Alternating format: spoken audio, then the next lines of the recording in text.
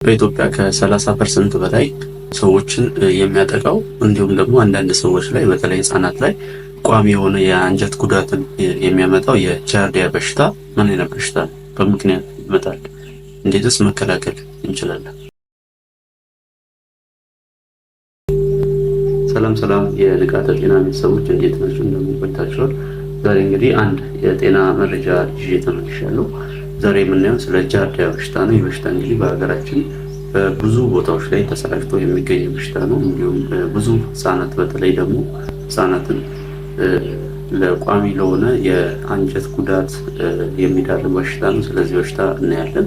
በቀጣይ ቪዲዮ ደግሞ ይሄ ጃርዲያ በላቦራቶሪ ሲታይ በማይክሮስኮፕ ምን እንደሚመስል ይሄ ረቂቅ ተዋስን የምናየው ይሆናል። ዛሬ ግን ስለ ጃርዲያ በሽታ አንዳንድ ነገርን አብረን እንማማራለን። እስከ መጨረሻው አብራችሁ ቆዩ።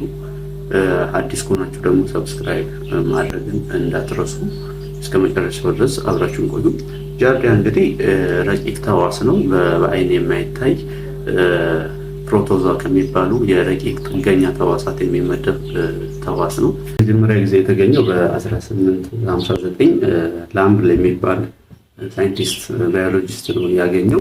በዚህ ምክንያት ጃርዲያ ላምብሊያ ተብሎ በስሙ ተሰይሞለታል ማለት ነው ይሄ የረቂቅ ተዋስ እና በዋናነት ሰዎች ላይ ትንሿ አንጀት ላይ ዱኦደነምና ጀጅነም የሚባለው የትንሿ አንጀት ክፍሎች ላይ የሚኖር ረቂቅ ተዋስ ነው ጃርዲያ ማለት ነው። እና የተለያዩ በሽታዎችን በማምጣት ይታወቃል።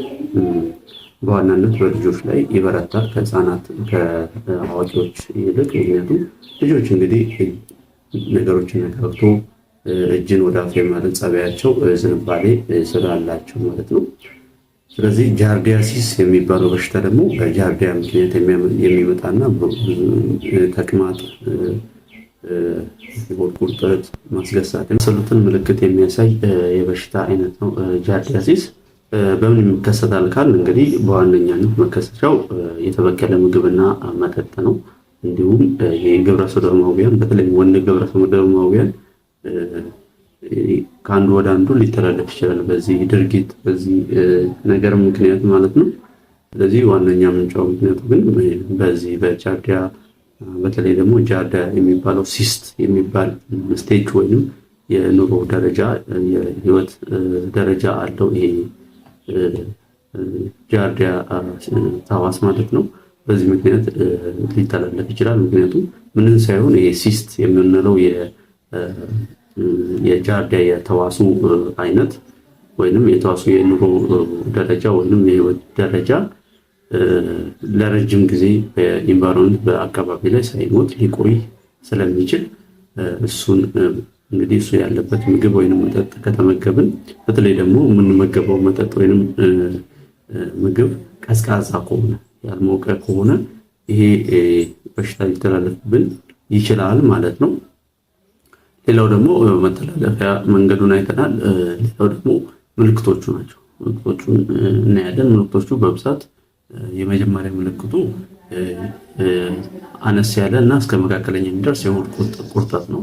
እንዲሁም ተቅማጥ አለው። ተቅማጥ ደም ያልቀላቀለ ነው። የጃርዲያ ተቅማጥ እንደ አሜባ ደም የቀላቀለ ሳይሆን ደም ያልቀላቀለና አጻፊ ያፊ ሽታ ያለው ነው።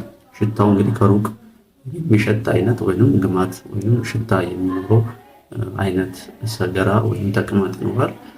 ሌላ ምልክት ደግሞ የማስገሳት ወይንም ብስናት ነው።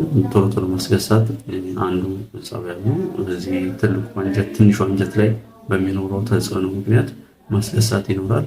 ሌሎችም እንግዲህ ከየሰው ሊለያይ ይችላል። ነገር ግን ሁሉም ሰው ላይ አብዛኛው ሰው ላይ እነኚህ ምልክቶች በብዛት ይታያሉ ማለት ነው። ስለዚህ ዋነኛ ምልክቶቹ እነኚህ ናቸው። እና ሲባባስስ ምን ያመጣል ካል ሲባባስ እንግዲህ ቋሚ የሆነ የትንሹ አንጀት ጉዳት ላይ ያመጣ ይችላል። እንግዲህ እንደምናውቀው ትንሹ አንጀታችን ምግብ ከተመገብን በኋላ የተፈጨው ምግብ ከጨጓራችን ተፈጭቶ ወደ ትንሹ አንጀታችን የሄደው ምግብ አንጀታችን ውስጥ ነው ወደ ደማችን የሚሄደው ወይንም ወደ ደማችን አብዞርብ የሚደረገው ወይንም የመመጠጥ ስርዓቱና ከአንጀታችን ወደ ደማችን ሄዶ ወደ ተለያዩ ሰውነት ክፍላችን የሚሄደው አንጀታችን ውስጥ ነው። ስለዚህ አንጀታችን ደግሞ ብራሽ ቦርደር የተባሉ ይሄ ጫማ ብሩሽ የመሳሰሉ ምግብን መጦ ወደ ደም ለማስተላለፍ የሚረዱ ብሩሽ የመሰሉ ስትራክቸር አላት፣ አወቃቀር አላት፣ አፈጣጠር።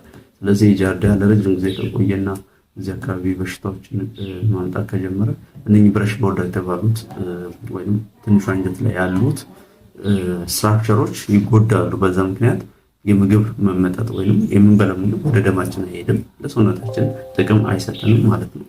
ስለዚህ ይህንን ያመጣብናል። ሌላው ደግሞ ምርመራ ነው። ምርመራ ምን አይነት ምርመራ ነው ካል አብዛኛው ሰፊው በብዛት በሰገራ ምርመራ ነው የሚረጋገጠው። በቀጣይ ቪዲዮም በሰገራ ምርመራ ወይም በሰገራ ውስጥ ጃርዲያ የሚባለው ተዋስ እንደሚመስል አብረን የምናየውናል፣ አስቃኛችኋለሁ። ስለዚህ አንዱና ዋነኛው የምርመራ ዘዴ የሰገራ ምርመራ ነው። ሁለተኛው ደግሞ ሞሌኩላር ዲያግኖሲስ የምንለው ወይም ደም ተወስዶ ወይንም ሰገራ ሊሆን ይችላል የዚህ ረቂቅ ተዋሱን ዲኤንኤ ወይንም አርኤንኤ ወይንም ዘረመሉ ዘመናዊ የምርመራ ዘዴ የሚገኝበት የምርመራ ዘዴ ነው። ሌላው ደግሞ ኢሚኖዲያግኖሲስ ወይንም ሰውነታችን ለዚህ ተዋስ የሚያመነጨው አንቲቦዲ የሚባለውን ፕሮቲን በዲቴክት በማድረግ ወይንም ደም ውስጥ በማየት እና እሱ መኖሩ ከተረጋገጠ ይህ በሽታ ተይዟል ተብሎ አንድ ሰው ይወሰናል ማለት ነው። ዋነኛው ግን ቀላል ከሚባሉ በላብራቶሪ ውስጥ ከሚሰሩ የምርመራ ዘዴዎች አንዱ ጃርዲያን ለመመርመር የሚደረገው ምርመራ ነው። ዋነኛው የሰገራ ምርመራ ማለት ነው። ሕክምናው እንግዲህ መድኃኒቶች አሉ እና ሜትሮኒዳዞል የመሳሰሉ ብዙ አይነት መድኃኒቶች አሉ። በቀላሉ በትንሽ ቀናት ሕክምና ልንከላከለው ወይም ልንዋጋው ልንድን የምንችለው ጃርዲያ በሽታ ነው። ነገር ግን ለረጅም ጊዜ አብሮን ከቆየ ቋሚ የሆነ ጉዳት በትንሹ አንጀት ላይ ሊያመጣ ስለሚችል መከላከሉ፣ ንጽህና መጠበቁ ዋነኛው መከላከያ ዘዴ ነው ማለት ነው። በተለይ ህፃናት ሁሉን ነገር ነክተው እጃቸውን ወደ አፋቸው የመስደድ ጸባይ ስላላቸው ህፃናት ላይ ቁጥጥር ማድረግ ይኖርብናል ማለት ነው። ለሰፊ ጉዳትም የሚደረጉት ብዙ ጊዜ ህፃናት ስለሆኑ ማለት ነው። እንግዲህ በቂ መረጃ ስለ ጃርዲያ አግኝታችኋል ብዬ አስባለሁ። የቀረ ነገር አለ የምትሉ ከሆነ ኮሜንት ላይ አሳውቁኝ። ቀጣይ ደግሞ ጃርዲያ በላቦራቶሪ ምን ይመስላል፣ በላቦራቶሪ ወይም በማይክሮስኮፕ ስናየው ጃርዲያ የሚባለው ተዋስ ምን ይመስላል የሚለውን ከዚሁ ከላቦራቶሪ በቀጥታ አስቃኛችኋለሁ። ስለዚህ አዲስ ከሆናችሁ ሰብስክራይብ አድርጉ፣ ደወል ምልክቱን ተጭናችሁ ደግሞ ሌሎች ቪዲዮዎች በሚለቀቁ ጊዜ እንዲደርሷችሁ አድርጉ። ቀጣይ እንገናኛለን። እስከዛው ድረስ ቸር ሰንብቱ።